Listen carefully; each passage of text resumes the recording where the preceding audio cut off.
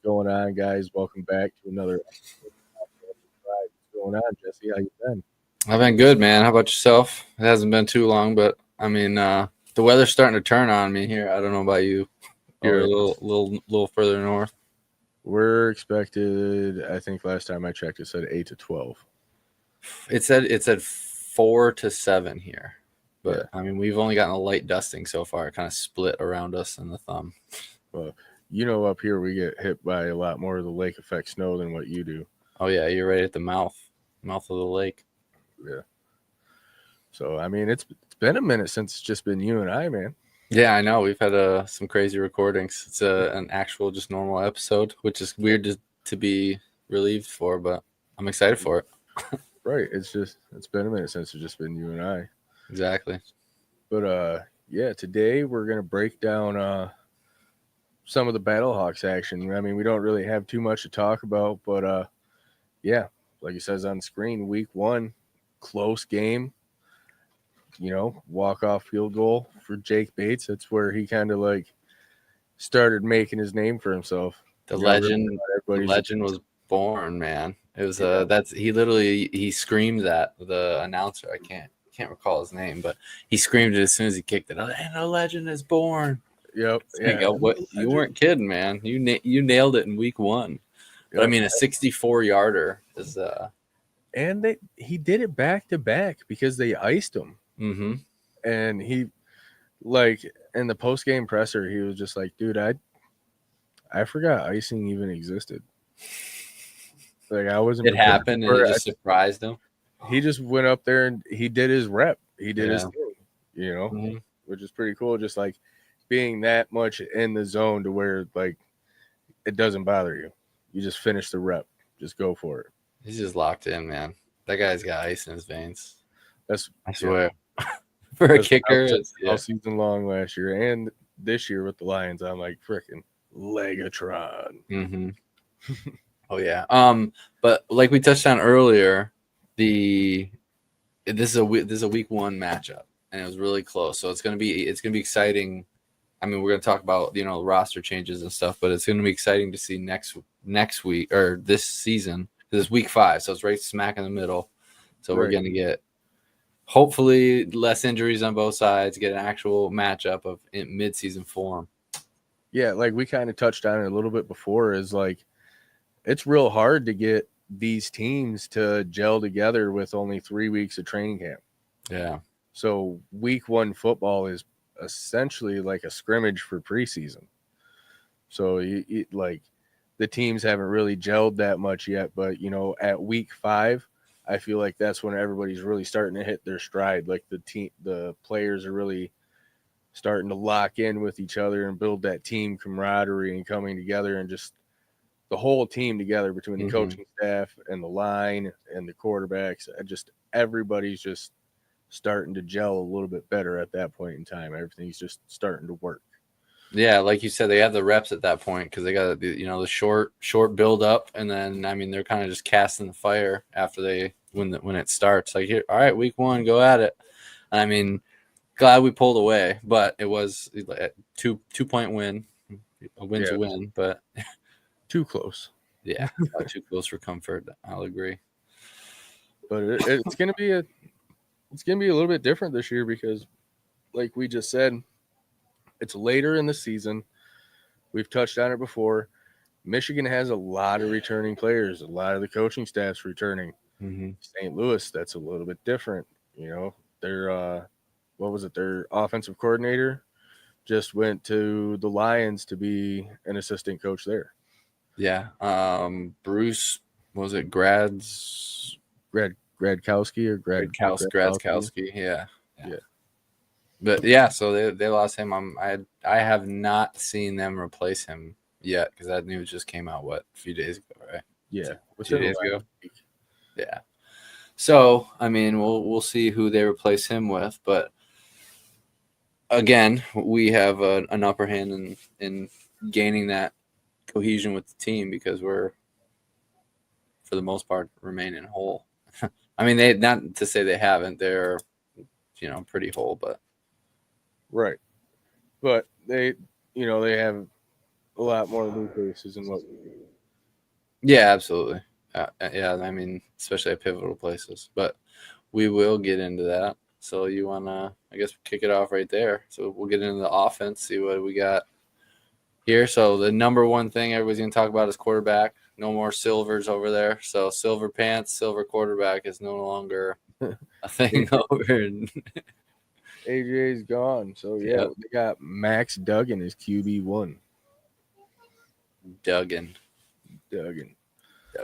That's who they got here. So he was at 2023 7th round draft pick, and he was a backup for Herbert over in LA. So, I mean, he's gotten a season of the quarterback guru that is Harbaugh. So he's had a few of those weird, awkward chest pats. I love Harbaugh, but I've never understood that when he's pumping up his quarterback. Who knows, man? But so Duggan at QB. Yep. Um, Jacob Sailors is coming back at running back. yeah. You know, he was pretty effective. Yeah, oh yeah. Definitely effective. He's got a long stride. That's one thing I've noticed. He's not necessarily slow, but his stride makes him look slower than he's actually moving. I think he's got a very long stride. Like when he's running, like in the game against the Panthers, he had a run coming along the right side, and it just looked he's going fast, obviously, but it looks like he's jogging. Yeah, exactly. Yeah, unlike a guy that we went to school with, David Foster. Man, that boy would take so many little steps when he ran. He's ran like that ever since like elementary school. Yeah. He really did, but it's that's why it helped him get off the line though. You could hear his feet, it's like the chop steps. That's why he's so good off the line. Yeah. And he was always the fastest. Like I remember, as long as I lived up here, he was the fastest one around. Oddly enough, it was like David Foster and David Seppo, like the tallest and the shortest people. That's funny. Yeah, so I mean, obviously dual threat, receiving yards 151, rushing yards 460, 5 and 3. So he's pretty even split. Split back, 3 down back that they have going on there, which is right. I mean, you can't be mad at that. I mean, a lot of teams are going for the duality of positions, but it's having a back that can carry the load no matter what's going on. Yeah, having a back that can like actually catch the ball and stuff too, instead of just being like a ground and pound guy. Yeah, exactly. That's like being able to utilize your tight end right. Mm-hmm. You know, it just makes a huge difference. I agree. And one guy I noticed that they picked up with Denzel Mims, because as you pointed out, he had a stint with the Lions. Yeah. No recorded stats, but I'm sure he has a helmet to prove he was here. Yeah. I mean, he's a second round draft pick in 2020. Mm-hmm, exactly, yeah. So, I mean, not a terrible career. I mean, not super productive, but he was there. I mean, 30 games in his 3 years that he played for the Jets. It's definitely somebody that we need to watch out for. Yeah, absolutely. Especially when you add him to names like Hakeem Butler. Yeah. So, yeah. So, what did Denzel Mims had 676 in his career? Obviously, that's NFL, but he had 652 last year in 10 games, 5 receiving touchdowns. So, he's a another one we got to worry about. They have a very potent offense. Yeah, and I mean, you got Hakeem Butler and Ja'Cory Pearson, both at slot receiver. Yeah, like those guys just love to work, man. They do, and I mean, you look at isn't Hakeem Butler he's 6'5". So we got Hakeem Butler, massive man at 6'5". Pearson's they got him listed at 5'7", which is kind of a crazy. We were just talking about dualities. And then now they got Denzel Mims at 6'2" coming in to split him up the middle. So,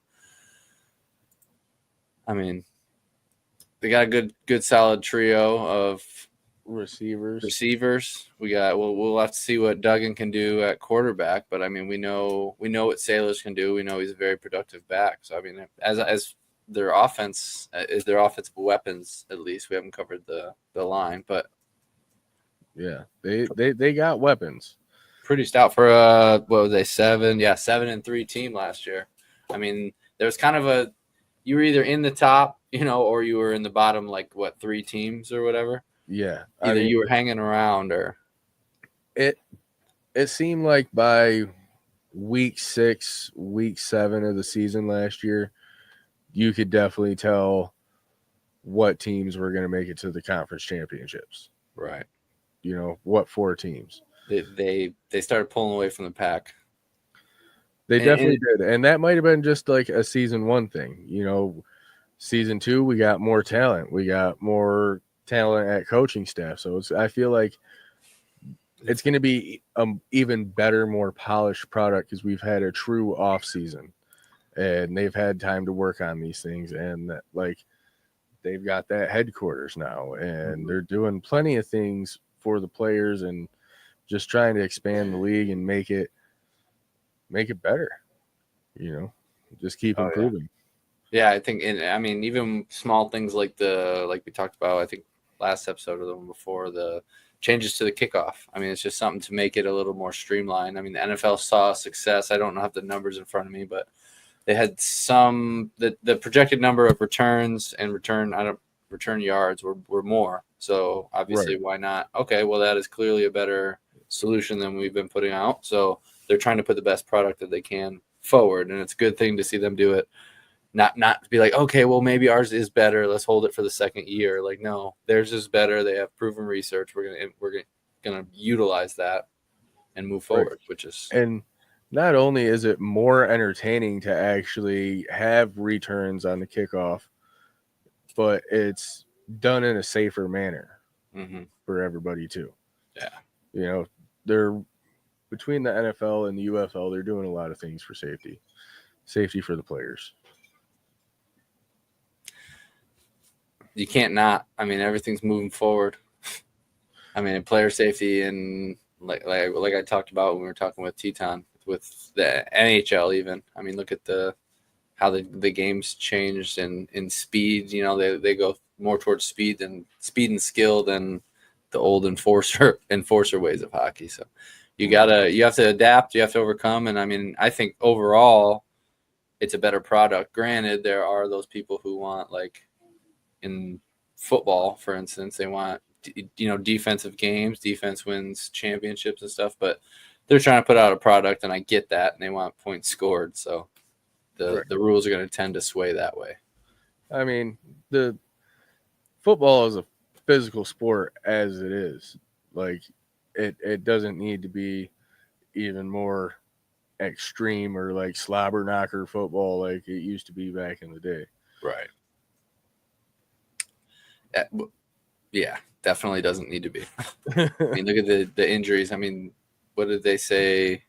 The guy said they were down like 13% or 30% maybe in concussions. I can't remember what they said, but it's crazy. A significant number. So significant. Well, I mean, finishing up the Battlehawks offense. I mean, then we got their Sutherland, which is their tight end, big tight end, which is 6'5". They got some big receivers over there, man. Yeah, Jake Sutherland. And then go ahead. Yeah, Chase Allen. They have him listed as wide receiver 1. He came tight end 1. Yeah, tight end. Yeah. He did a stint with Chicago, so he was in the league. And I know we've kind of touched on this before, but I forgot what it was. Like the Stallions roster last year was like 76% that have had NFL contracts before. So they've either been on a team or a practice squad or something like that. Right.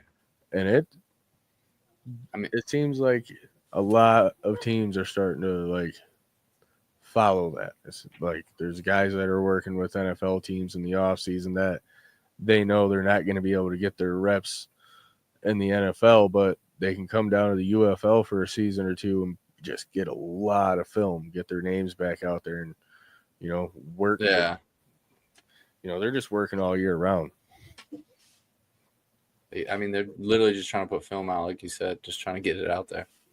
Yeah, chasing their dream.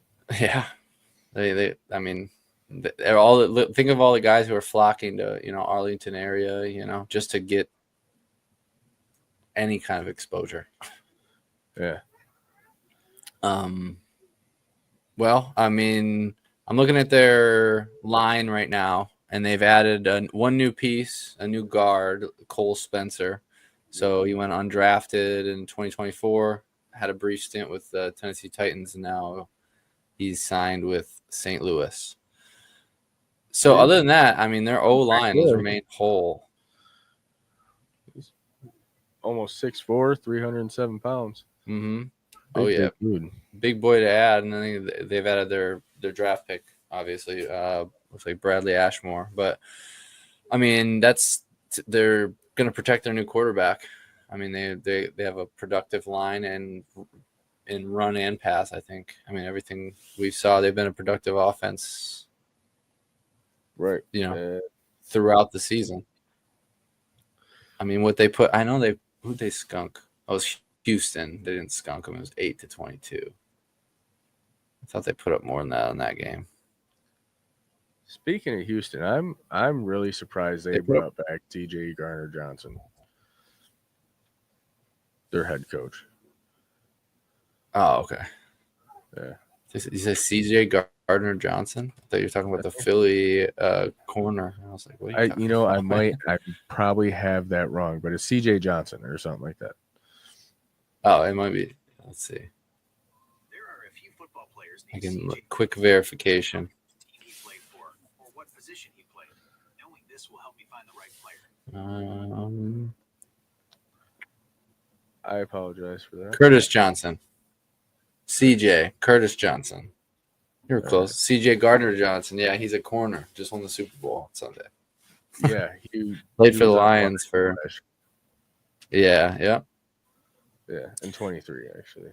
Yeah, he said it was hell here. He said his season here was hell. That's. But then I think it was like the same day or the next day he went in an interview and he had 2 Lions helmets on the wall behind him at his house. It's like it was hell. Right. But you're he was the one that told everybody to wear the blue ski mask to the Seattle game. Yeah, because I still have one because I went to that game. I didn't get one. I didn't go to the game, but I didn't get one. All right. Well, you want to crack us into this Battlehawk defense? Yeah, we can talk about their defense. I mean, it seems like they've been doing a lot of work to the defense. They have a lot of new signings on that side of the ball. Their corner, Chris Payton-Jones, he's coming back. I remember him a little bit from last year. I mean, I'm a Panthers fan. I tried to watch a lot of the games as much as I could last year, but I couldn't catch them all.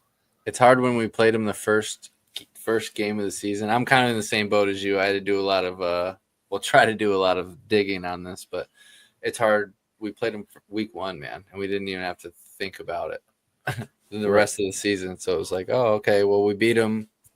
Don't even have to pay attention, really. Right. When I go back to that game, I just think of Jake Bates' walk-off field goal. Because he made history. He got himself in the Football Hall of Fame for that. Yeah. So, nobody in the UFL's kicked one farther yet. No. They're not gonna. But yeah, they got one thing I did point out, their corners. So they drafted 2 corners, both named Miles. So they drafted Miles Jones, who was undrafted in 2024. And he was drafted by St. Louis, but he did a stint with the Jets during the NFL season. And then he drafted Miles Sims. So he went undrafted in the same draft class out of Georgia Tech. And then straight here, they signed him in July. Or they drafted him in July. I apologize. Yeah. So, I mean, there's a few positions on here. They got some depth.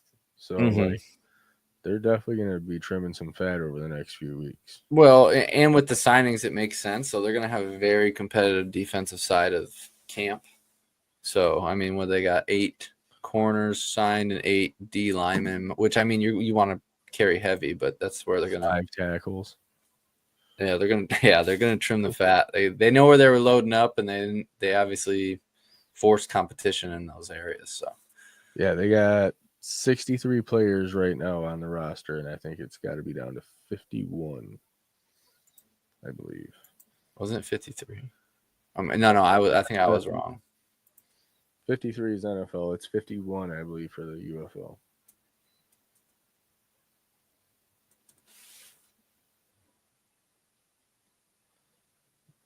I don't know. I googled it. Wasn't They a got good one. Quinterio Cole. He made a few big plays last year at safety, but they got a couple other guys that they've signed that they have at 1 and 2. Yeah, absolutely. And like we talked about earlier, they got 4 names for best name in the. Oh yeah, Yeah. they got a couple. Juwan Bushnell Betty, Drayvon Ashq Henry. Yeah. Yeah, they got some good ones, man. You want to try to take Freedom? Freedom Akinmoladun. Akinmoladun? Akinmoladun. Yeah. I feel like I'm good at that. The Lions had like a stint of Nigerian players for a while, and they all had very confusing names. So I feel like I got pretty good at some of them. I mean, I don't really know what else I can say about this defense at this point with so many additions and them just having to weed it out. I'm assuming that their newer players are gonna, have. Yeah, but I feel like there's definitely a team that we're gonna have to watch out for. Mm-hmm. Offensively, if we can keep them from just like exploding and making plays, like that's gonna be big. As long as our defense can step up and take away, like limit them to either the run game or the pass game. You know what I'm saying? We're gonna have to take away one of those weapons. I think it's all going to come down to line play. Yeah. I think that both offensive and defensive. Mm-hmm. Yeah, it's gonna be big. One name I did remember, Nick Whiteside. I remember him playing with the Commanders, but not seeing him. I must just seen him at some point in a random game, but I remember his name at the very least. The corner they just picked up. They haven't listed at number 2 on the depth chart, but to be determined. Yeah, a lot of things are to be determined. Yeah, one thing that's not. They got Rodrigo Blankenship signed. Yeah, it's good for him. So, yeah, good. Rodrigo, he was an enigma, man. He missed and made some good kicks when he was in. Well, for Indy at least. I mean, look at the highs and lows here just for XPO. So it's interesting. I think he's a character. Yeah, he had a good draw in the NFL. So I mean, it's good at the very least. Him coming down is good media, good publicity for the league at the very least. But I mean, he's a established kicker, has been. I mean, now he's on the backslide, but that's an interesting him and BT Potter matching up. Yeah, that'll be a good one. Yeah, I'm excited to see what BT can do for us this year. Yeah, I want to see anything. I want to see him some training camp videos, anything coming out from. Is that kind of funny that like it seems like in this league people get more excited about some of the special teams players than it's all quarterback. It all almost comes to it's more of an even. You're there. People who are there for football, man. If you're not like I'm here because it's a big event or I'm here with my family, like most of the time you're watching it or you went to the game because you love the game, not because Right. you love You're a fan. exactly. So I feel like that's why people are able to notice small things like that. Speaking of noticing things, did you see all the ads during the Super Bowl? I caught some of them. I didn't watch the full game because I get up pretty early, but They had the Panther one where it's like a Panther. I don't know if it was just our. I mean, it's all national, but yeah, where the Panther's running and it's like narrated like it's a National Geographic. It's pretty funny. oh yeah, Yeah, but seeing them up there was pretty cool. yeah, So that's they're a lot of attention for the league. absolutely spend a lot of money on the marketing where they need it because that's the end of football as most people see. I mean, on Twitter, how many things have people been sharing like this is not the end of football. This is it's been going on for like 2 weeks now. It's pretty cool. Yeah, just trying to just don't worry, guys. Come here. Come to the light side. We have more. Yeah, you got a small break. Yeah, exactly. Tune in a couple of weeks. Don't get used to it. Right. Because pretty much right at the end of the UFL season, that leads right into like NFL OTAs. Mm-hmm. And that's when people start getting. You just gotta ride the wave. Just gotta ride the wave, man. Get all year round football. Yes, sir. So kind of the last thing we really wanted to touch on was Pablo's reading program. Kind of want to get that out there for people who may not. For any like media. educator in Michigan, they can sign their school up for this and become like a reading program partner with the Michigan Panthers and Pablo. Yeah. And I think even on there it says something like it. You can. This is all via Panthers Twitter, but yeah. So how to sign up? Register your school online with the link in their bio. So you'd have to get that. Open enrollment's available. You can set reading requirements based on your school's reading program. You can track students' progress through the National Reading Month and distribute tickets. So they're giving out tickets for the game. So yeah, it says, pull that back up. It says, in addition, educators receive a free ticket for assisting with the program, and family members of the students are offered discounted ticket options. Yeah, so like that's kind of like a little bit of incentive to get it, get that in your kid's school. Get the Panthers kind of out there. You get the kids hooked. If you get the kids to go to games, then get Pablo's face out there. Yeah, the parents got to go. They do. Oh man. Where's the other one that you wanted to look at? Here, let's just go to there. Yeah, those are. Oh, right there, here, right above it. There they are. You wanted to gaze upon the beauty of the big head pictures. The big head pictures. Those things had me cracking up. Oh my! I think it would be so much better if they would have left the ball regular size. Like imagine if it was a massive football he's trying to grab. Especially on like the last one. Was the Danny Etling one? Yeah. The football was as big as his head. Oh, kudos to their media department or graphics design department for doing these because this look at Matt Goldberg. Those are good. Hilarious. Yeah.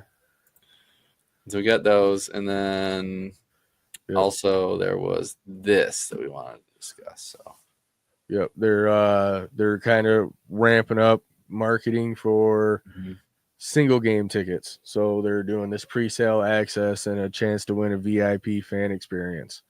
When I clicked on it, I think it was for 4. So you get 4 tickets. I would imagine you get some kind of bonus like on-field access before or after the game, or like a meet and greet with some of the players or something. Yeah, like maybe waiting in a tunnel or something like that. Yeah. I know if you do like group events, like anything above like 25 people, you can sign up for stuff like that. Like you can get on the field for warm-ups, or you can do the high fives at in the tunnel before the game, or meet and greets after the game. We gotta get some people together, man. Yeah, I would love to get a group event going. The one at work seems like it's kind of just like When you get I the can't be at 3 different buildings at once trying to like promote it. So it's just like a piece of paper up by the time clock, like, hey, sign up for this. we got to create like an invite for the Facebook page or something. Something. All right. Well, yeah, I think that's all we got. One other thing I kind of wanted to touch on. I've talked to you about it. I've talked to a couple of different creators about it. Fantasy football.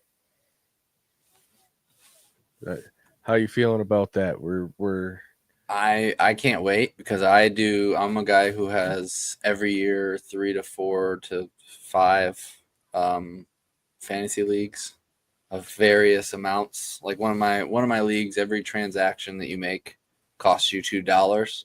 And then the point leader for the front half of the season and the back half of the season, they split that pot, the transaction pot. So sometimes like one year I won both of them. It was like almost $500 just on transactions throughout the year. So holy smokes. Yeah, pretty cool. But yeah, I mean, I'm excited. My mom, I started a league and my mom plays now because now she's getting invested in football more and she's doing it. So it's a way for people to learn, and it's a game for like younger people or people who may not be, gives you a reason to watch the games. And especially with, I've never done it. Well, see, exactly. So now you're gonna be like, oh man, I gotta catch this Battlehawk game because I got Max Duggan on he's starting for me this week. I gotta get him. Yeah. So what I have planned, and I've kind of talked to you about it and some other content creators, is I want to get a bunch of content creators that cover the UFL or a UFL team in general. I'd say max 8 different teams. Yeah. And we're all going to create, or we're all going to compete for what we're going to call the Creators Cup. And I think we're going to try to make a show or record about it and do, it's just going to promote content collaboration and get everybody that's like working in this space familiar with each other. Exactly. Getting everybody together. That's what I mean. Every time we're in a meeting or anything with anybody, it's the same as this. So why not do it with everybody that's doing the same thing anyways? Right. And then I think that's just going to make it easier for everybody to be able to get in contact with each other too, because I'm trying to get a Discord just for the fantasy league. Right. That way we can nail down rules, a commissioner, whatever we have to do, set up a draft date. But that way we're all in one spot and we're all talking about it together instead of like I'm reaching out to these few people on Instagram, you're reaching out to these few people on X. Yeah, just one hub. One hub. Yeah. Because we're all over the country. Between here and Texas and wherever else, man. Yeah. Actually, I think there's even a Canadian content creator that's part of AFN. Good for him, eh? Hey, that's what it's all about. Let's go get some poutine, boys. Oh man, I do love some poutine and good maple syrup. So. All right. Well, as always, like, comment, subscribe, but go follow us on Twitter, Facebook, and obviously subscribe on YouTube. Because that helps get us out more. I think that's about the show. You got any last words? Besides for that, get you a dubby. Yeah, they just missed my shot. I was literally yawning before we started recording, and I got desperate. So I took one single scoop, put some water in my mouth, and some Grandpa's denture water got you going. You got to get your denture water. I don't know. I don't know if I want to get another one because everybody who's tried this or every time I have it, they're like, "What is that? It smells so good." Or, "Oh man, this tastes so good." Dude, you gotta get the denture water, man. One of the new collaborations they got with Crunchyroll, it's like the Idris something. I don't know. It's Blue Tropical Punch, and that one's delicious. You got the green slime, right? Dub Sludge. Dub Yeah, that sludge. one, Yeah, that the one was green good too. dub sludge But slime. when it gets warm, it kind of gets like a little sour, so it gets like sour apple. I don't know if I like that. Yeah, it's a little weird. But when it's cold, it's good. It's really good when it's cold. Yeah. Well, get your Dubby. Get you Dubby. Follow us. You know, we're everywhere. And it's all My Panther Pride, just like it is right here on the YouTube channel. MI for Michigan, My Panther Pride. We're on Facebook, Instagram, X, LinkedIn, YouTube. We're everywhere, man. But I think that's it. Jesse, you have anything else? That's it, man. All right, man.